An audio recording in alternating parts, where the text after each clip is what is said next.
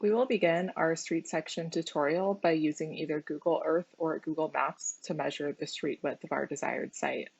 In Google Earth, you can use the ruler tool in the top bar to measure any distance of your site. In Google Maps, you can right-click and select Measure Distance to measure any point on the site.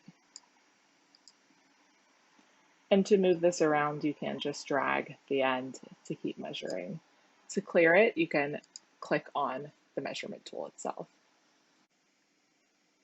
We will want to measure the entire length of the street.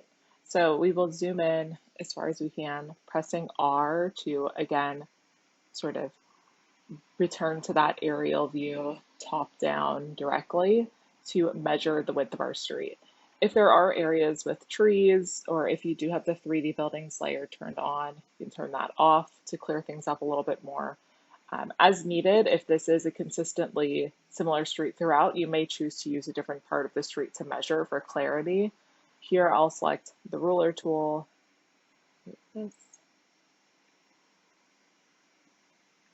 and measure the exact right of way. So this would be from including the sidewalk up to the adjacent buildings. So anything between those two private parcels. Here I can see I'm about at 70 feet across exactly. After measuring this, we'll go back and measure each individual traffic lane from the middle going outwards, and also any sidewalk widths, including these tree wells. And we'll want to be pretty precise with this if we are doing exact section of the existing street. If we are choosing to alter this street slightly or reimagine what this street could be, we don't have to be exact, but we should have an idea of what this traffic width is and also the sidewalk lengths. After recording all of those lengths, we'll go to Adobe Illustrator and create a new document. Here I've also opened in the backgrounds that trees, plants, and more supplemental objects and people layer, so you can reference this throughout the process. These are just sample images that I've collected, but feel free to, of course, use anything else or create your own. I'll title this document Tutorial Section Set to Inches. And because I know sections are typically very wide and not especially tall, I will set this one to 24 by 8, and everything else looks okay.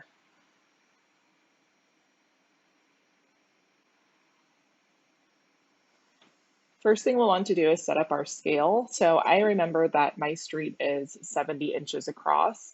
In order to fit that onto this size of a page, I will have to rescale the inches to feet. For example, my street at 70 inches would not fit onto 24-inch page, so I will rescale it to 1 to 48, meaning that 1 inch on this page would be equal to 0.25 feet or a quarter foot. So doing that math, I'll do 0.25 times 70 feet, and so that's 17.5 inches. I'll use my pen tool, and here you can see as you draw on Illustrator, it will give you that exact inch amount. So I will know that 17.5, I can refine that a little bit later, will be that exact length that I want for my street. What I will do is go back to those measurements that I took of the sidewalk lengths. I'll keep this one here for reference. I'll name this layer reference, and lock it, adding a new layer, and aligning back on the end of that, knowing that my sidewalks were 12 feet in length, I believe. I'll open up that calculator again. 0.25 times 12 is 3 inches. So this length here should be 3 inches of sidewalk.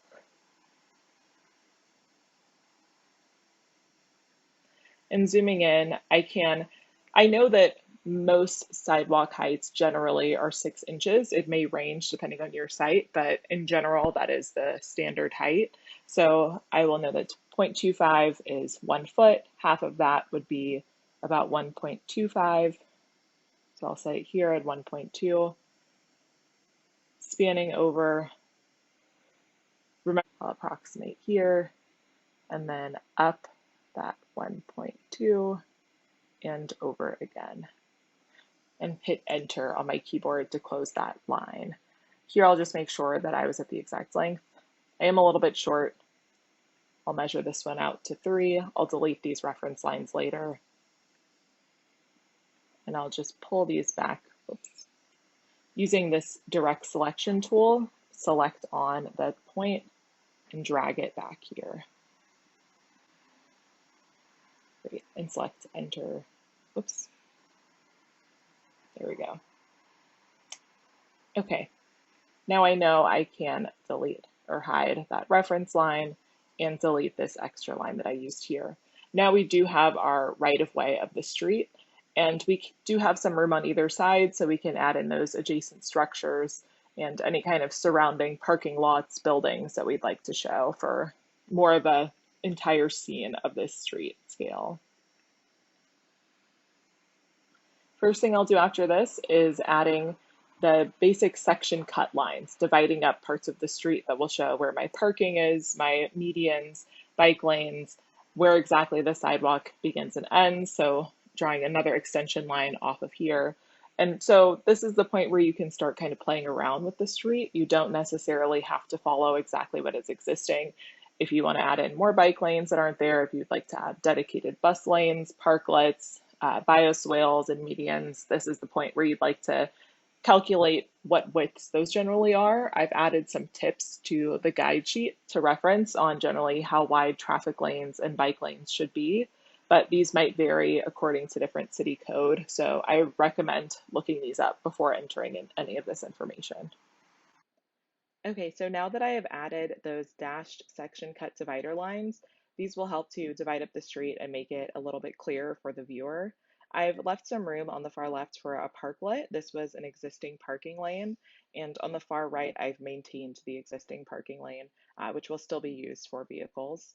And I've also added in these 2 bike lanes on either side of the street, which made those traffic lanes narrow in the middle to slow down traffic, and a median that will include landscaping.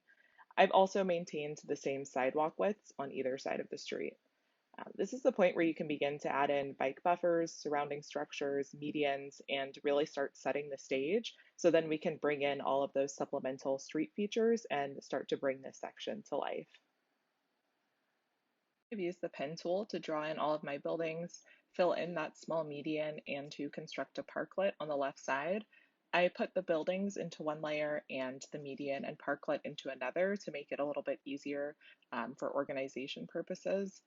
So remember when you're drawing in all of these buildings and structures that you are still cutting through the buildings as well as the street. So you'll want to show all of the building to give that sort of sense of scale in relation to the street, and also be sure to use the same fill for consistency. If you choose to use a range of different colors, be sure not to show outlines because you will be adding these smaller features such as doorways, balconies, railings, rooftop sort of facade decorations that the buildings may have. All of these little pieces do make for a more robust section drawing, so it helps to add those all in and keep it as simple as possible. In this next step, I'm going to fill in the ground plane and I'm going to use it as the same color as my surrounding structures.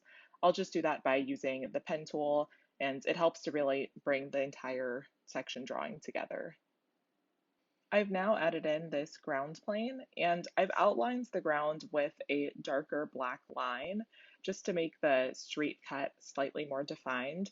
And I've then overlapped the buildings just slightly over this line to sort of differentiate where the street meets these structures, but to still keep consistent with where the ground begins and ends.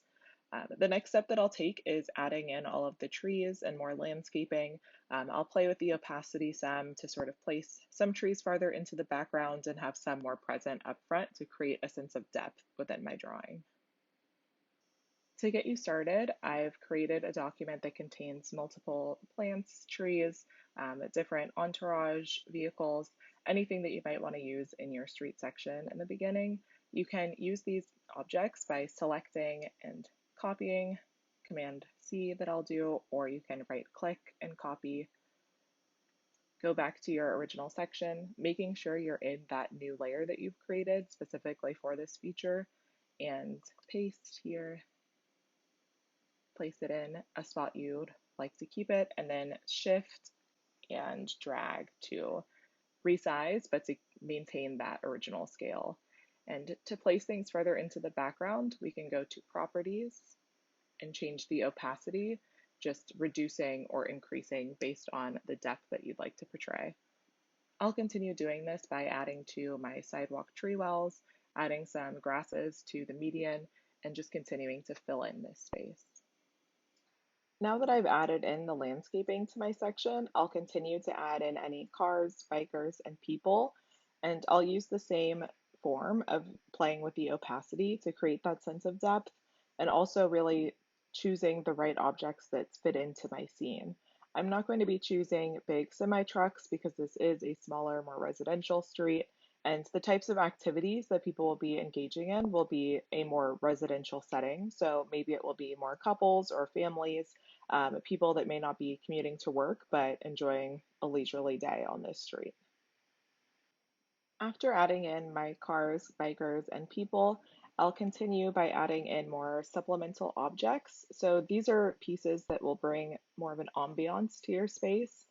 I'll be adding in street lights, birds overhead. You may choose to add in benches, trash cans, any street furniture, or even lighting to the backgrounds if you're looking to add more things to the sky, if there's balloons floating away, any sort of object that really brings more life into this drawing. With all of those objects in place, we've now reached the final step of our illustration, which is adding text labels to each section of the street. I'll be adding in the widths of each section and also a title. So this would be a traffic lane, median, and when using these, I will be using a legible font. Be sure to use something that is clear for the reader by selecting the text tool and just testing out here. You can select a number of different fonts that might be available. If you're interested, you can also download new fonts from the Adobe Creative Cloud, but there are many available that are clear. Be sure to bold things where needed, using the correct sizes, keeping it legible for the viewer. Now that I've added in all of these text labels, my street section is complete. So the final step is to go to File and Export, Export As. We want to make sure that Use Artboards is selected, just in case if your section has some fill that goes outside of the artboard, we'll want to have that cut off to make a cleaner output. But you can be sure to use PNG or JPEG, anything that works for the format you're hoping to transition this illustration into, and select Export. I'll replace my existing. For the screen, 72 is okay. If you're hoping to have a more high resolution output, if you're placing this on Miro where people will be zooming in, you might choose to go slightly higher. I'll keep mine at 72. And for background colors, if you're using a colored background, you might want to use white just to keep this section a little bit cleaner. If you're already using a white background, feel free to also export as transparent. I'll press OK. And there we have it. That is our final street section illustration.